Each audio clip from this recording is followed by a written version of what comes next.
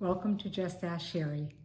I just wanted to talk to you today a little bit about the new update on the Tandem T-slim for putting the bolus on your phone, which is a very exciting update, and whether or not to do it now, to do it later, and people are talking about it all over the Facebook forums, and it's a very exciting thing.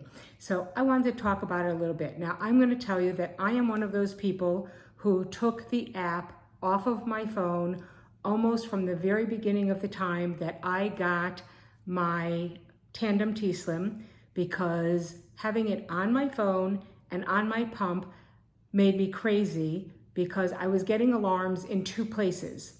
So every time I would have a high or a low or anything, I would have to take my pump out to turn the alarm off there, and I would have to turn the alarm off on my phone.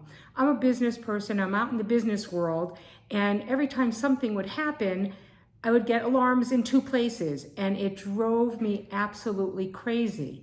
I think it's great to have it on your phone if you are a parent and you have a child who's diabetic and you're watching them. So you have the app on your phone, they have the pump on them. You could see what's going on with them on a constant basis, and therefore you would be able to see what's going on, let whoever is caring for them, whether it's in school or it's in camp or an activity or they're playing at someone's house, you would be able to tell them, oh, please give my child something to eat, or please, take off their pump and, bolus some insulin for them, whatever. But as an adult who's taking care of myself, having the alarms in two places drove me absolutely nuts.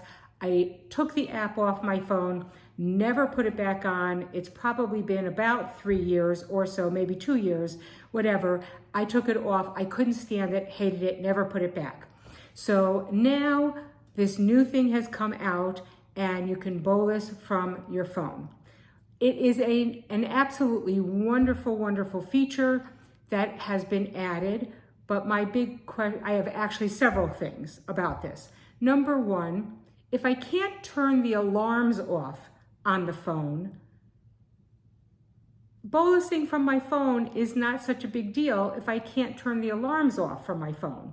So while it would be nice if I'm going out to dinner and I'm sitting there with other people at a table or in a restaurant and I'm just alone with my husband or a friend, to not have to reach in, take out, because I think, as I've mentioned before, I do wear my pump in my bra. So yeah, I have to unbutton a button, I have to reach in, it's a little awkward, very cumbersome, and I have to take out my pump and bolus, or I have to get up, I have to go into the ladies' room, and I have to bolus. And especially, let's say you go to a wedding, and now I have to get up, I have to walk across an entire room, and I have to go into the ladies' room, I have to take out the pump and bolus and come all the way back to my table and sit down to eat the meal. So it is a big pain in the neck. So while that is a great feature, now I still have alarms that are going off that I still have the same problem with.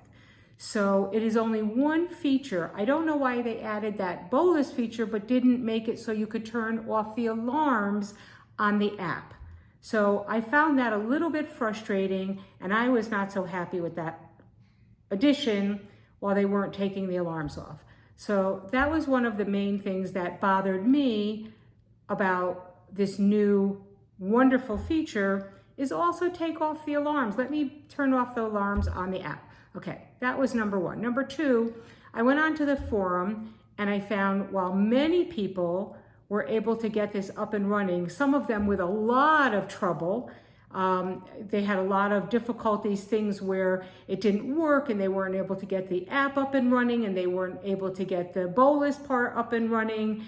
They had a lot of things. They had to go to tech support. It wasn't such an easy update. I'm going to take a little break, ask you to go down and like and subscribe to my channel.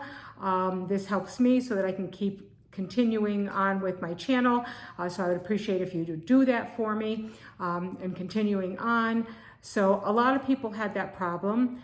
Also, a lot of people crashed and burned, and their pump stopped working. They could not only not do the update, but their pump stopped and they had to call tech support.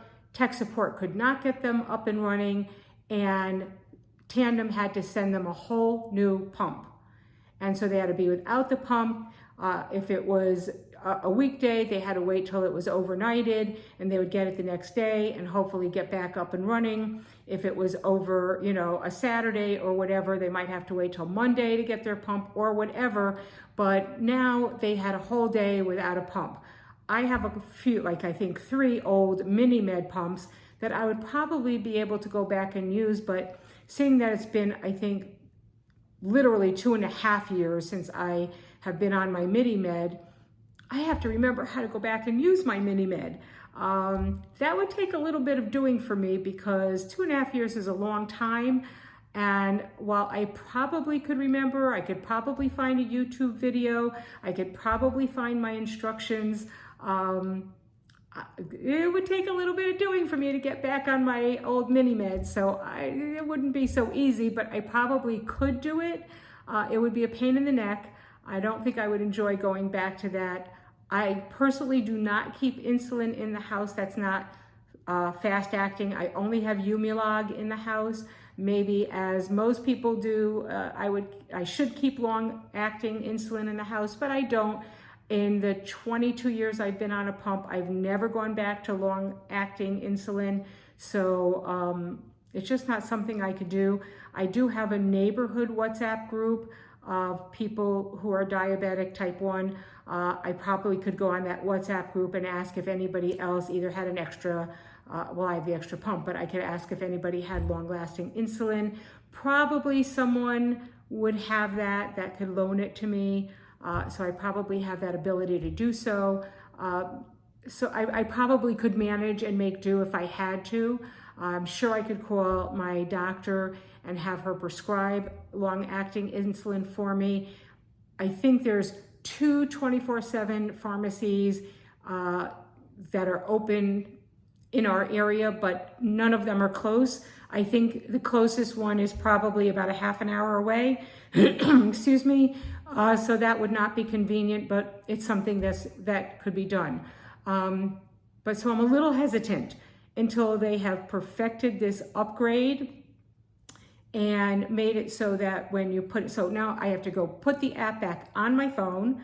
So that's a little tricky to make sure that it will go back on my phone and be updated. I have a fairly new iPhone. My iPhone is about a year old.